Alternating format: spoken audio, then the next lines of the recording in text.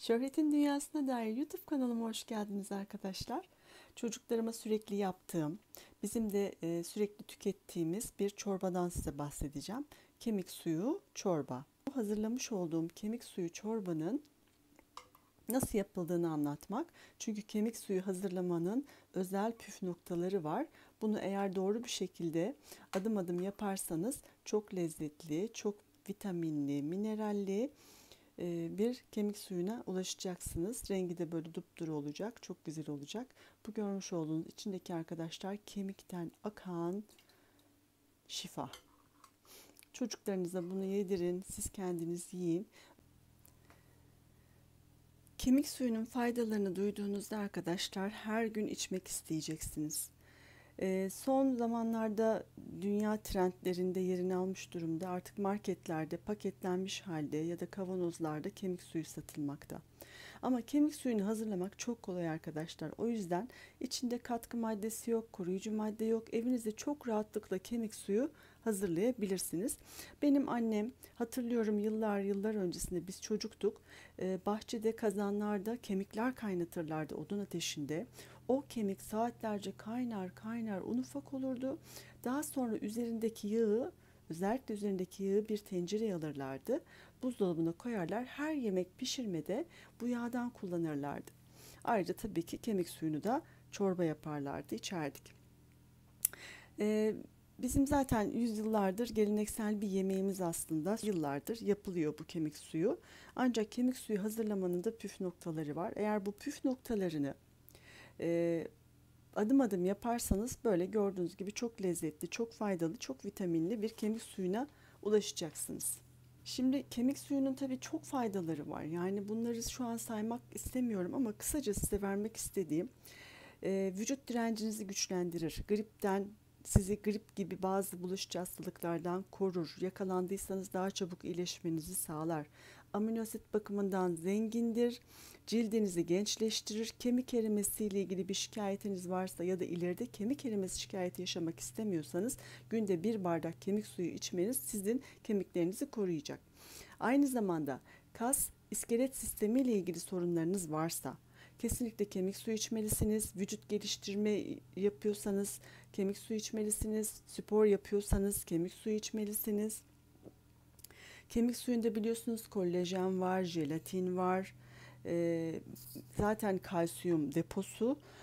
Özellikle de kırık yaşayan, kemik kırığı olan kişilerin mutlaka ve mutlaka paça çorba, kemik suyu çorba içmesi onların kemiklerinin çok hızlı bir şekilde iyileşmesini sağlayacak arkadaşlar. Evet, şimdi size kemik suyu nasıl hazırlanır, nasıl saklanır, bunların püf noktalarını sizinle paylaşacağım. Bizden ayrılmayın.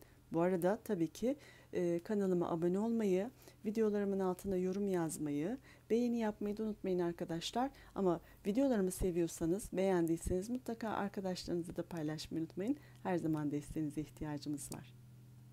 Evet, şimdi kemik suyu nasıl hazırlanır, kemik suyu nasıl saklanır, püf noktaları nelerdir? Bunları sizinle paylaşacağım. İhtiyacımız olan, iliği olan bir kemik. Burada görmüş olduğunuz ilik burada. Tabii benim tencerem küçük olduğu için ben böyle küçük bir kemik parçası aldım. Normalde biliyorsunuz kocaman ilikler olan kemikler var. Üstünü kapatacak kadar su dökeceğiz ve bir gece buzdolabında bekleteceğiz. Neden bekletiyoruz?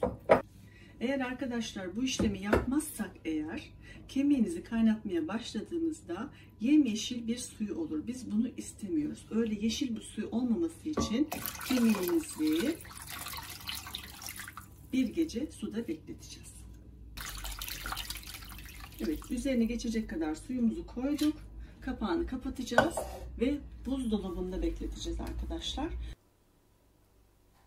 Kemik suyumuzun tekrar suyunu değiştireceğiz.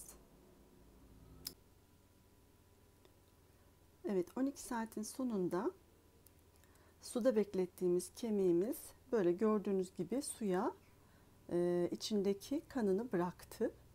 Bu çok önemli bir işlem arkadaşlar. Bu işlemi yapmamız kemik suyumuzun daha lezzetli ve daha uzun süre koruyucu kalmasını sağlayacak. Böyle gördüğünüz gibi suya bıraktı. Kendisi de bembeyaz oldu. Bu şekilde olduğu zaman artık bunu içindeki suyu dökeceğiz ve üzerine ben içme suyu koyacağım ve ocağa alıp uzun süre kaynatacağım. En az 12 saat kaynatacağım. Evet, 6 saattir kemik suyumuz kaynıyor. Kaynadıkça suyu azalacak. Azaldıkça üzerine kaynamış içme suyu ilave ediyoruz. Gördüğünüz gibi yağları üste çıkmaya başladı. Kemik suyumuzu 12 saattir kaynatıyoruz. Gördüğünüz gibi yağları su yüzüne çıktı. Üstündeki etler ezildi. Şöyle göstereyim. Bakın, kemikler ayrıldı. Bakın şöyle göz göz olacak. Kaynamaya devam ettikçe bu kemikler göz göz olacak. İçindeki bütün kalsiyumu, kemiğin içindeki tüm jelatinleri suyumuza bırakacak. Şimdi arzu ederseniz, vaktiniz yoksa bu aşamada da kemik suyunuzu altını kapatabilirsiniz. Bakın, görüyor musunuz kemikler nasıl göz göz oldu. Daha da bunlar ezilecekler arkadaşlar. Genelde 24 saat kaynatıyorum. İnanılmaz besleyici, kalsiyum deposu, protein kaynağı, o iliğin içindeki besleyici tüm yağları suya geçiyor. Ben 12 saat daha kaynattıktan sonra başka işlemler daha yapacağım. Arzu ederseniz 12 saat kaynattıktan sonra da siz ocaktan indirebilirsiniz ve sonraki işlemlerimi yapabilirsiniz. Bazı literatürler 6 saat kaynatılmalıdır diyor en az, ama bence en az 12 saat kaynatmalısınız içindeki şifanın suya geçmesi için. Devam ediyoruz kaynatmaya ve üzerine sıcak su ilave ediyoruz. 24 saattir kemik suyumuz kaynıyor. Bence tam kıvamına geldi. Bu aşamada arkadaşlar, isterseniz bunun içine siz ne istiyorsanız, hangi sebzeyi koymak istiyorsunuz? Kabak koyabilirsiniz, patates koyabilirsiniz, enginar koyabilirsiniz. Ne varsa elinizde onlardan koyabilirsiniz. Ben şimdi bu aşamada arkadaşlar soğanımı ilave ediyorum. Havucumu, kereviz, pırasa. Baharat konusunda biraz cimrilik yapıyorum. Çok fazla baharat koymak istemiyorum. Ama ne yakışıyor? Tabii ki kimyon. Yerken de bunu koyabilirsiniz, kimyonu, kekiği. Arzu ederseniz öyle yapalım. Piştikten sonra yemek aşamasında ya da püre yaparken kullanabiliriz. Zerdeçal koyabilirsiniz. Şurada zerdeçalım var arkadaşlar. Zerdeçal da çok mucizevi bir baharat. Baharatlarımızda kimyon, karabiber ve toz kekiğim var. Karabiber, toz kekiğim var. Siz hangi baharat istiyorsanız koyabilirsiniz arkadaşlar.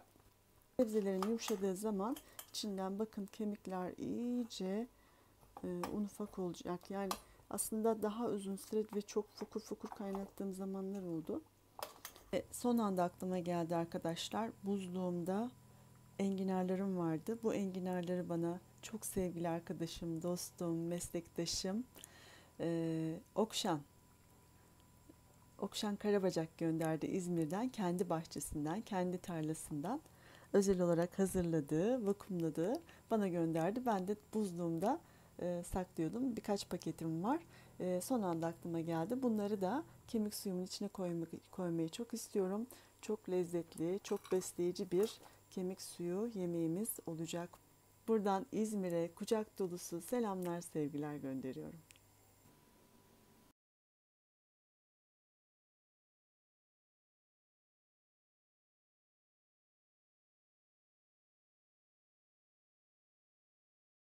Blender'dan geçirdiğimiz sebzeli kemik suyumuzu böyle küçük cam kavanozlara koydum. Bunları soğutmaya bırakacağım. Bunu da 2 gün pilavlarımıza, çorbalarımıza koymak için ayırdım. Evet, oda sıcaklığında soğuyacaklar. Daha sonra da derin dondurucumuza ya da buzdolabımızın buzluğunda muhafaza edeceğiz. Kavanozlarımızı ağzına kadar doldurmuyoruz. Ağzı açık buzdolabımızın buzluklarına koyuyoruz. Donduktan sonra da kapaklarını kapatabilirsiniz. Ve 3 ay dolabınızda muhafaza ederek tüketebilirsiniz. Derin dondurucunuzda 6 ay muhafaza edebilirsiniz. Buzluğa koyuyoruz arkadaşlar. Donduktan sonra kapaklarını kapatıyoruz. Burada donmuş hali var. Afiyet olsun. Hangi baharatı seviyorsanız, hangi baharat damak tadınıza uygunsa o baharatı kullanabilirsiniz. Ve ben özellikle de yerken baharatları ilave etmeyi seviyorum. Uzun süre kemik suyunu kaynattığım için içine koymak istemiyorum, acılaştırabilir diye. O yüzden yerken baharatları koymanızı tavsiye ederim. Evet arkadaşlar, 25 saatin sonunda size güzel bir kemik suyu çorba hazırladım. Evet, videomu beğendiyseniz beğen tuşuna, abone olmadıysanız abone olmayı unutmayın arkadaşlar. Yorum ve beğenilerinizi de bekliyoruz. Sevgiyle kalın, hoşça kalın.